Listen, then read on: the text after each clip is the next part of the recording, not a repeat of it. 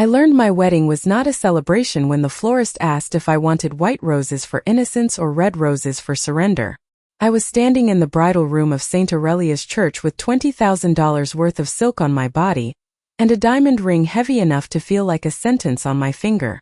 Outside the door, half of New York's most dangerous men were sitting in polished wooden pews, pretending this was about love. A week ago, Adrian Cross had never said my name. A week ago, I was Claire Bennett, a waitress at the Sterling Hotel, 25 years old, behind on rent, running on diner coffee and 6 hours of sleep stretched across 3 days. I owned 2 black work dresses, 1 pair of comfortable shoes, and a used Toyota Corolla that clicked every time I turned left. Men like Adrian Cross did not exist in my world. They passed through it like storms behind tinted glass, leaving everyone else to clean up the rain. The first time I saw him, he sat at the far end of the private dining room on the 42nd floor, beneath a chandelier that scattered gold light across the marble table.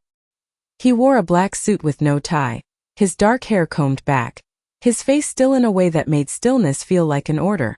Every man at that table spoke carefully around him. They laughed when he allowed it. They stopped when his fingers touched the rim of his whiskey glass. I had served that room 4 times in 2 months. I knew his drink. I knew his silence. But he never looked at me. Not once.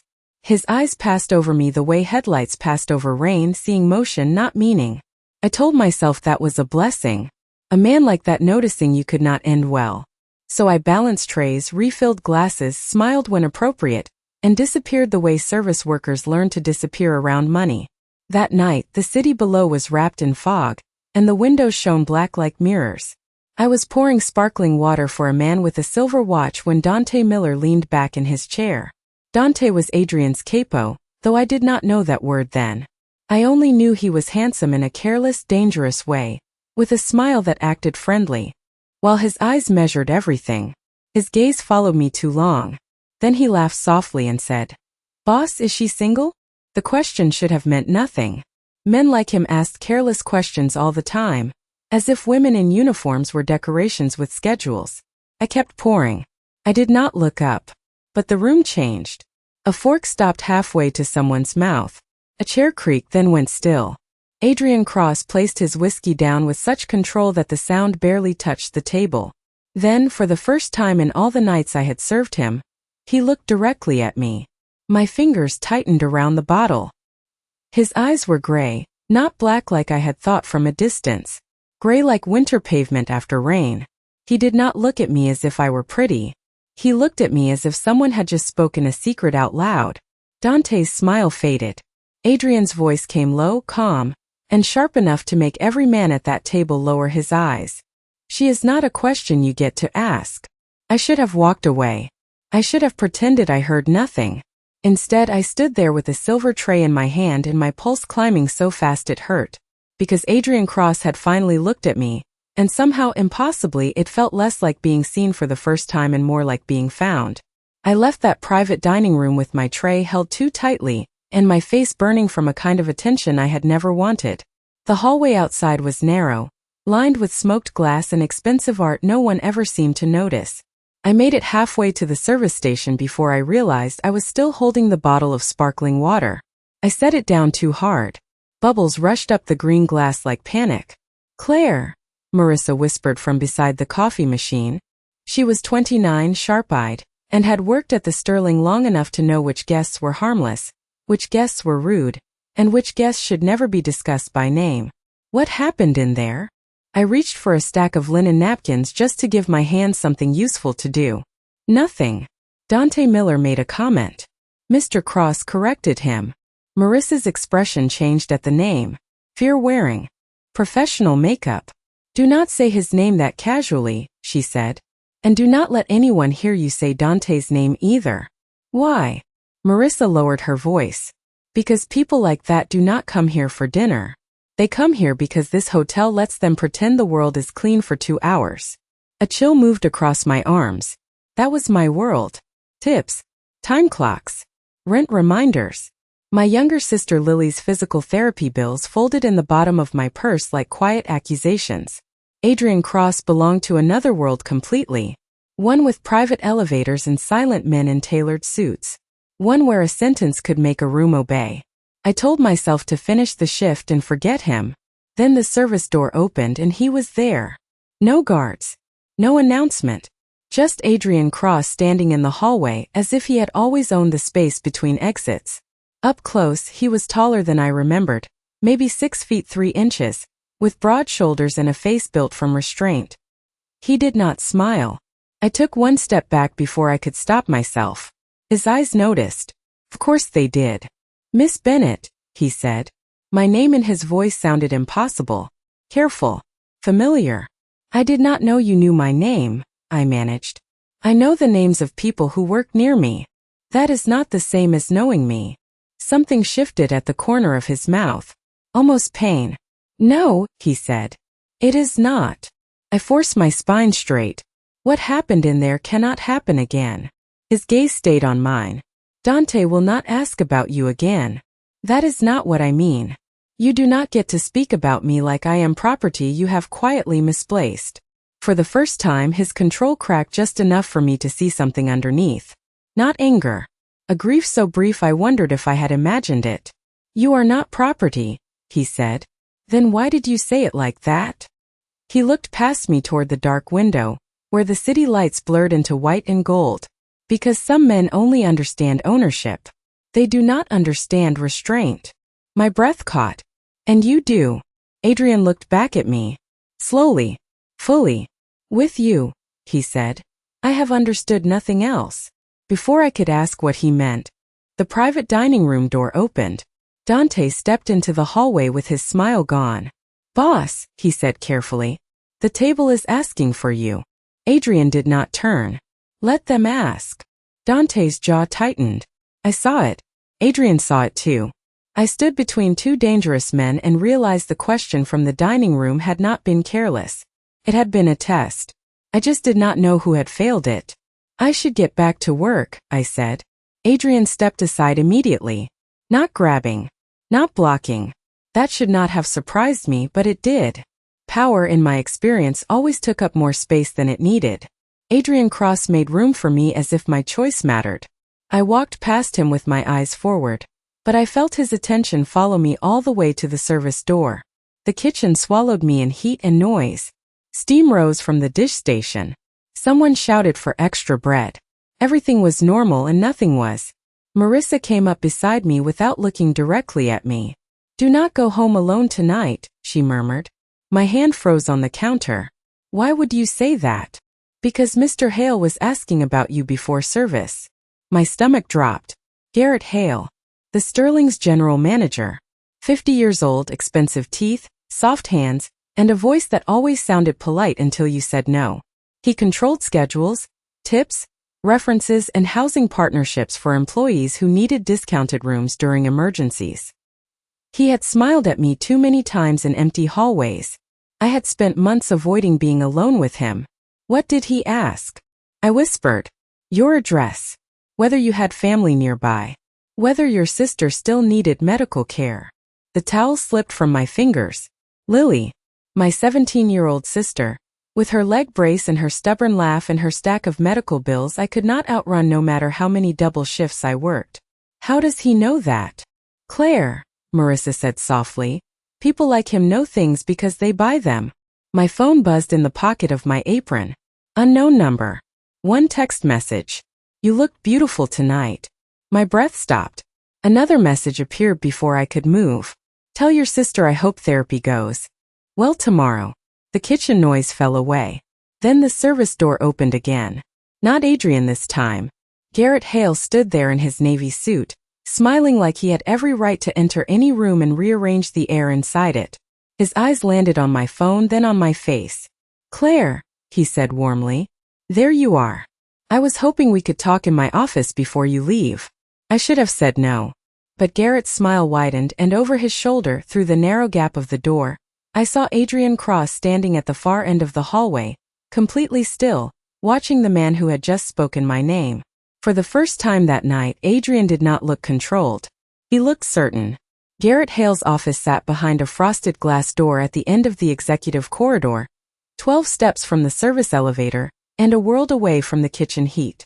I counted every step because counting gave my fear something to do. 1, 2, 3. My phone felt heavy in my apron pocket, the unknown messages still glowing in my mind.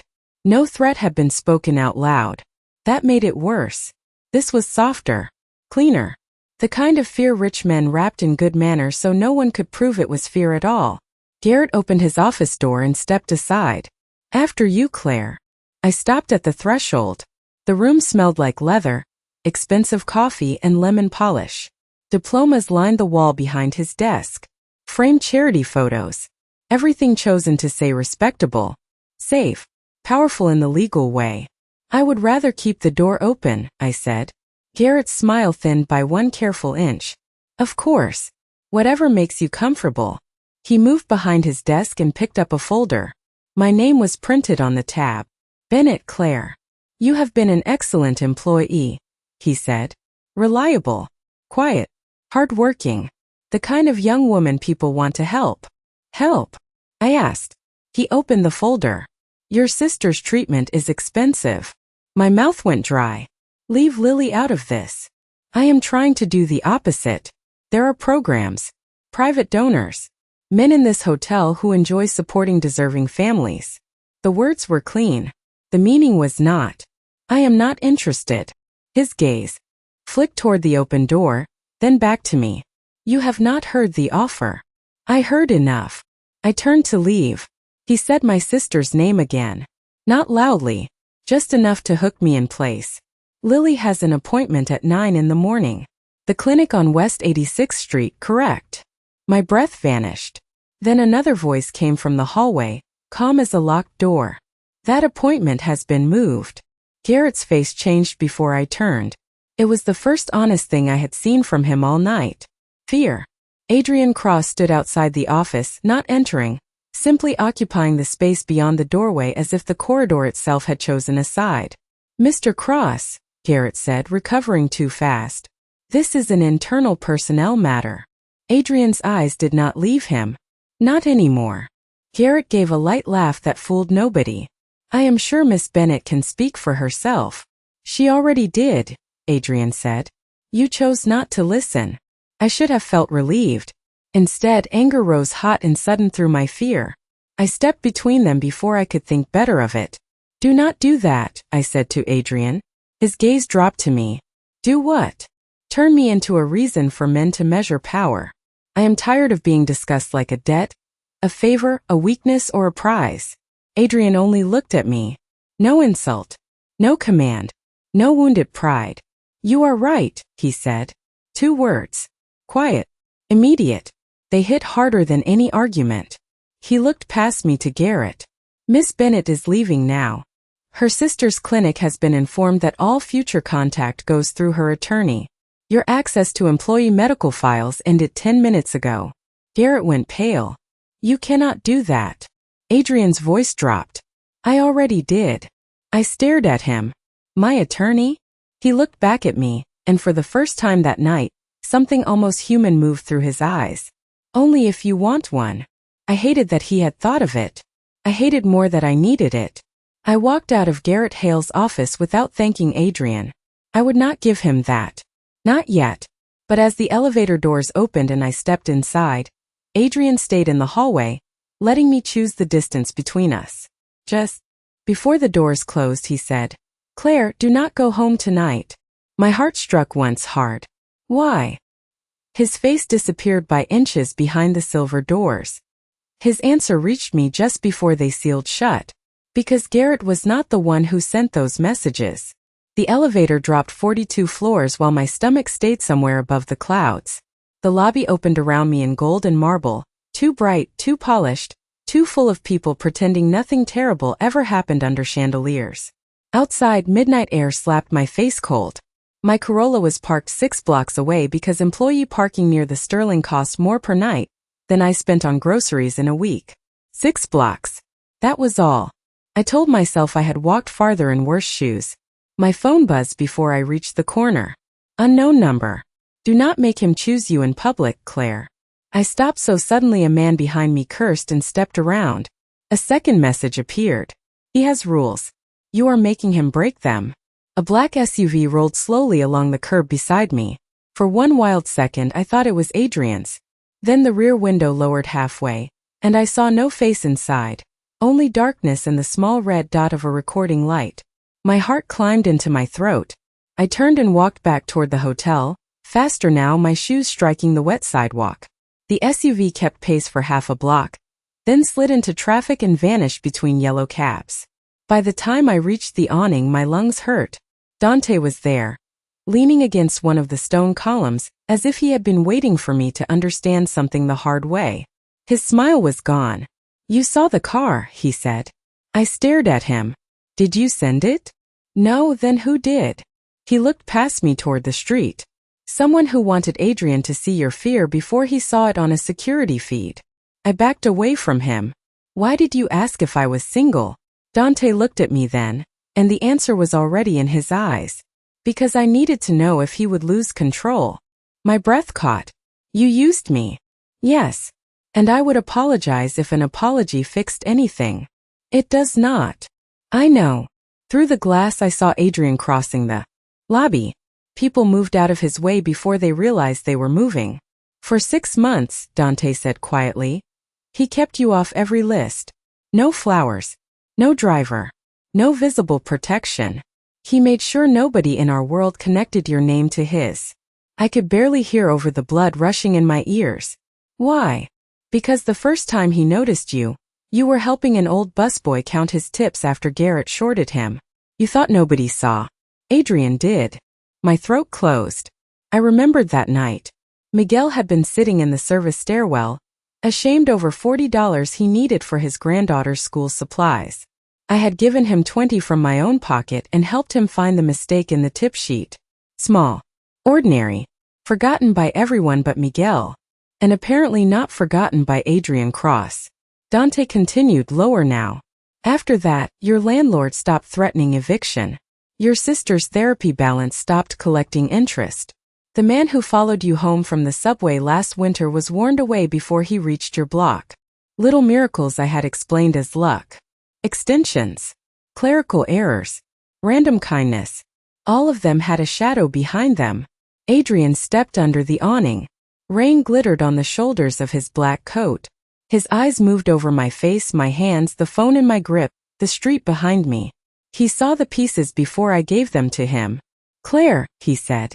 My anger came back because I needed it to. "How long?" His face went still. "Long enough. Long enough to decide things for me? Long enough to keep distance between your life and mine." I lifted my phone, showing him the messages. "That distance is gone." Something changed in him then. Not loud. Never loud. But Dante stepped back like the air had become too hot to stand in. Adrian looked at the screen, then at me. "Yes," he said. "It is. So what happens now?" He did not answer immediately. The rain fell harder beyond the awning, turning the city into silver lines and blurred headlights. When he finally spoke, his voice was calm enough to terrify me.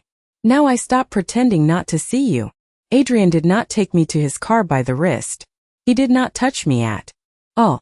He walked beside me while Dante moved ahead, speaking into his phone.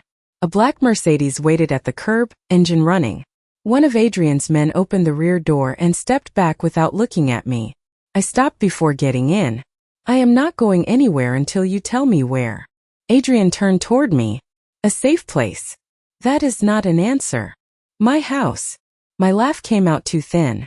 "Absolutely not." His expression did not change. "Then I will take you to your sister." My chest tightened. "Leave Lily out of this." "I cannot. Not anymore." "Why would someone care about me?" I asked. "I serve drinks. I pay bills late. I ride the subway with pepper spray in my coat pocket.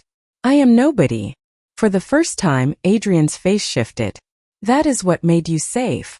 The word struck harder than I expected. In my world, people protect what has value by hiding it. Money, names, weaknesses. I kept you ordinary because ordinary things survive. I am not a thing. His eyes came back to mine immediately. "No, you are not." There it was again. That immediate surrender to a line I drew. Confused me. "Then tell me who sent the messages." He glanced at Dante. Dante ended his call and stepped closer. We think it came from inside. Inside what? Adrian's organization. The rain seemed to go silent. Someone inside his world had found my name, my sister, my schedule, my fear. So Dante asked about me to expose your reaction, I said slowly. Dante nodded once. I suspected there was a leak. I did not know how close they were to identifying you. I looked at Adrian. And you did. His silence answered before his mouth did. I knew there was a risk. Anger moved through me so fast it steadied my voice. You knew and you still stayed away instead of warning me? If I warned you, I became visible in your life. You already were. Not to them. I folded my arms against the cold. That is not protection. That is making decisions with my life because you thought you knew better. Adrian absorbed the words without flinching. You are right, he said. The answer stole the next argument out of my mouth. He stepped back from the open car door. Tell me where to take you. Your sister. A police station. A hotel room under a name that is not mine. Anywhere you choose, I will make sure you arrive safely. And after that? His jaw tightened. After that, I keep my people away from you. Dante's head snapped toward him. Boss. Adrian did not look at him. Enough. Dante looked at me, and the apology in his eyes made my stomach turn cold. That will not be enough, he said. Adrian's voice dropped. Dante. She needs to know. Dante pulled a folded photograph from inside his jacket and handed it to me. My fingers shook as I opened it. It was me outside Lily's clinic, taken from across the street. My green raincoat. My tote bag. My hand lifted to wave at my sister through the glass doors. Across the bottom, written in black marker, were 4 words. We found your weakness. I could not breathe. What do they want? I whispered. Adrian's answer was softer than rain and heavier than stone. They want me to choose between protecting my empire and protecting you. I looked up at him. And what will you choose? He did not hesitate. You. The word you did not sound romantic. It sounded like a verdict he had already accepted, even if it cost him everything. My first instinct was to run. Not from the men in the black Mercedes. From the size of it. From Adrian saying you as if my ordinary life could survive being placed on a scale against an empire built in shadows. Do not say that, I whispered. Because you do not know me. I know enough. No. You know my rent. My sister's appointments. My work schedule. You know the places where my life is weakest because you have been watching from a distance. That is not the same thing as knowing me. The words landed between us, bright and ugly and true. Adrian took them without defense. Then let me correct that, he said. How? By asking. My phone buzzed again. Unknown number. If he chooses the girl, everyone will know where to find her. The cold went so deep I felt it in my teeth. Adrian read it over my shoulder, and the air around him changed. Not rage. Not panic. Clarity. Dante said quietly. They are forcing a public answer. Adrian nodded once. Yes. What does that mean? I asked. Adrian answered. It means hiding you no longer protects you. Then what does? He looked at me for a long moment. My name. I almost laughed because it sounded impossible. Then I realized he was not speaking metaphorically. My stomach turned. No, Adrian's face remained still, but something flickered in his eyes. Claire. In my world, there are rules even cruel men hesitate to break. A protected employee can be questioned. A hidden weakness can be hunted. But my wife would be visible. Untouchable in a way secrecy could never make her. The word wife moved through me like a door slamming shut. You are talking about marriage like it is a security system. Tonight it would be. And after tonight? He did not answer fast enough. That silence told me the truth. Marriage to Adrian Cross would not be one night of protection. It would be a line drawn through the rest of my life. Absolutely not, I said. I will not become your wife because some anonymous coward sent messages to my phone. Dante's voice was careful. It is not just messages anymore. Claire Garrett Hale gave someone access to your employee file 3 weeks ago. The clinic, your address, your emergency contact, everything. We caught part of the trail tonight, but not all of it. 3 weeks. Before Dante's question. Before Adrian's public reaction, Adrian had not brought danger into my life tonight. Danger had already been sitting inside my paperwork, wearing a hotel badge and a polite smile. I looked at Adrian. If I say no? His answer came immediately. I protect you anyway.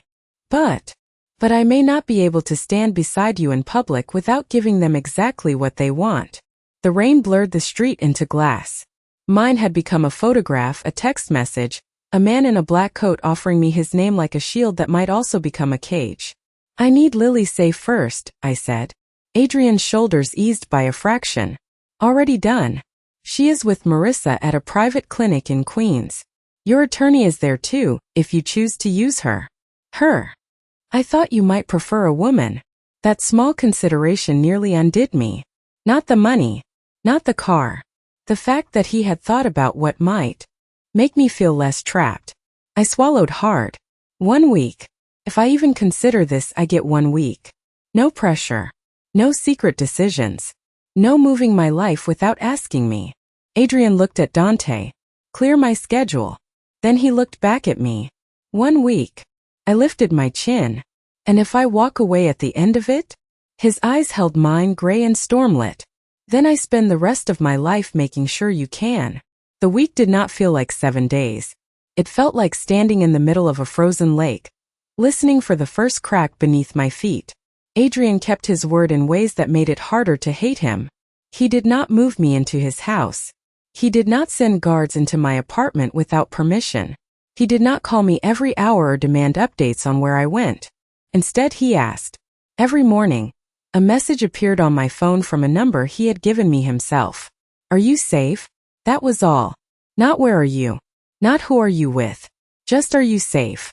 Lily stayed at the private clinic in Queens with Marissa visiting between shifts, furious at me for not telling her everything and more furious at the world for giving me something to hide.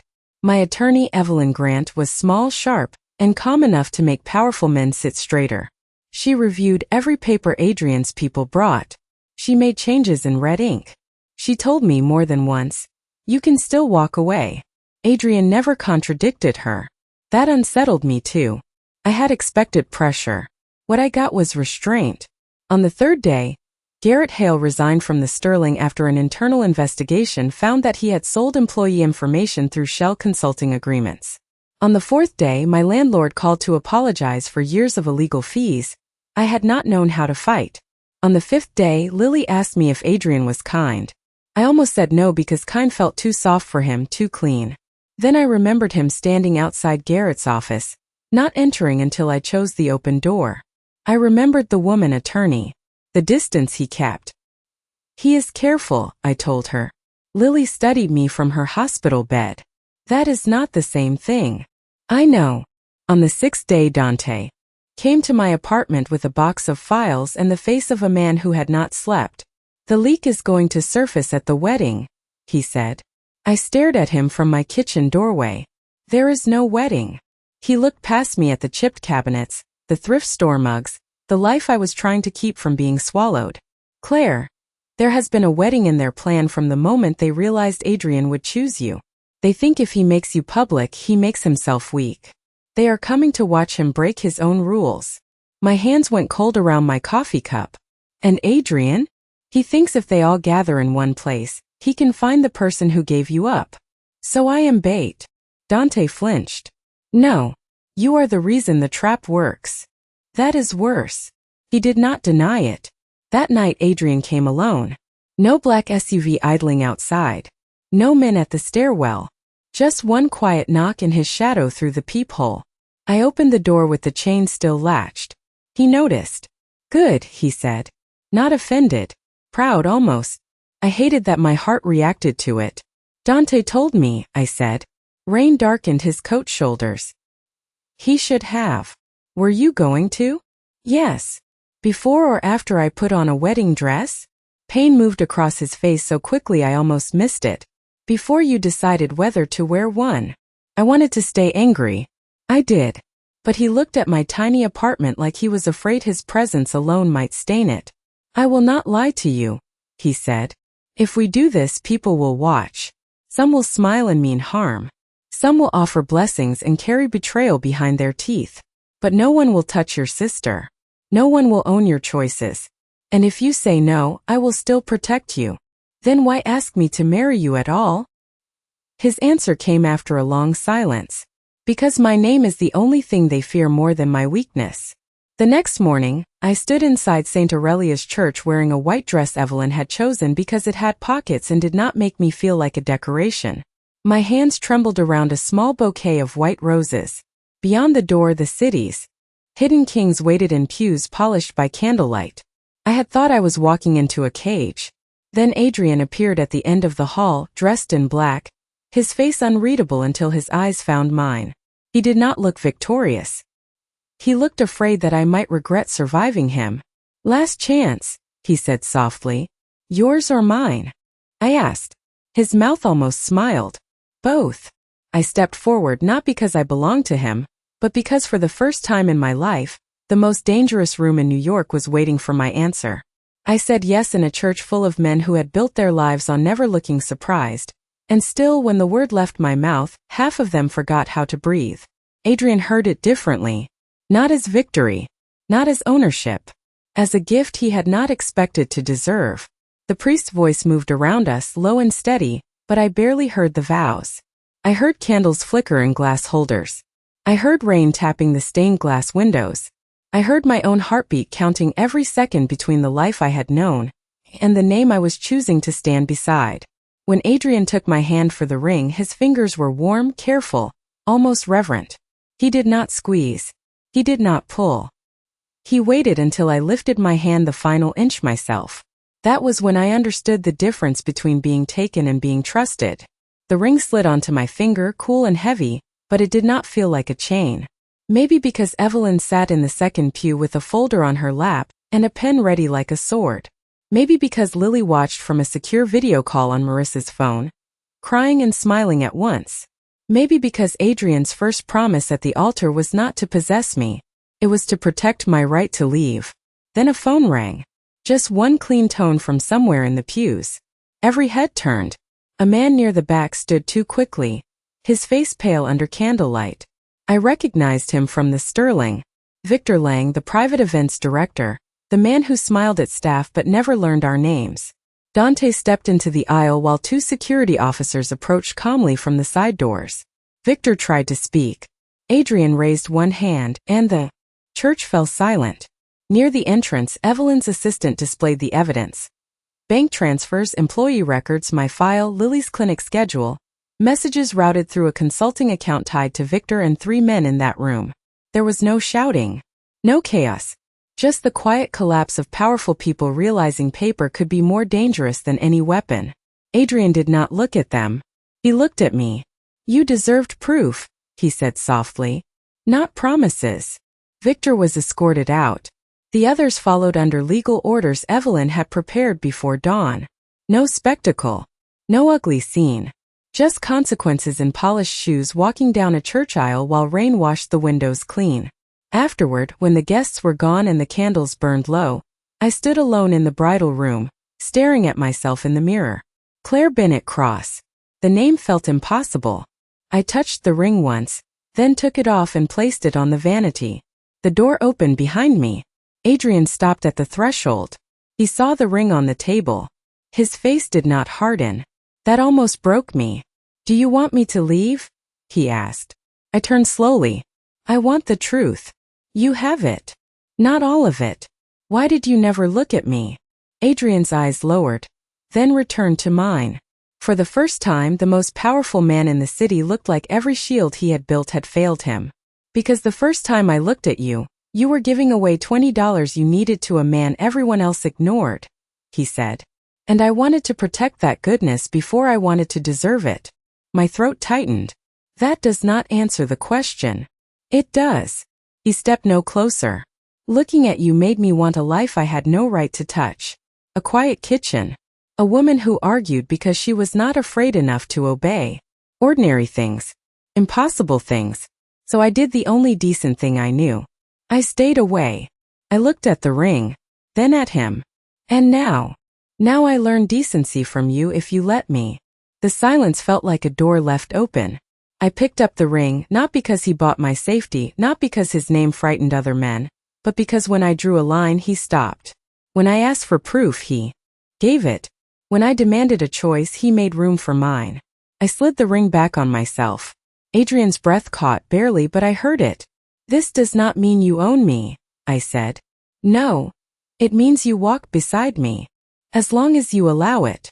Outside, rain softened over New York, turning every streetlight into a blurred gold halo. A week ago I had been invisible. Now I understood the truth. Some men look because they want to take. Adrian Cross had looked away because wanting me scared him more than losing power ever could. And in the end, he did not make me his bride by claiming me. He became my husband by learning how to let me choose.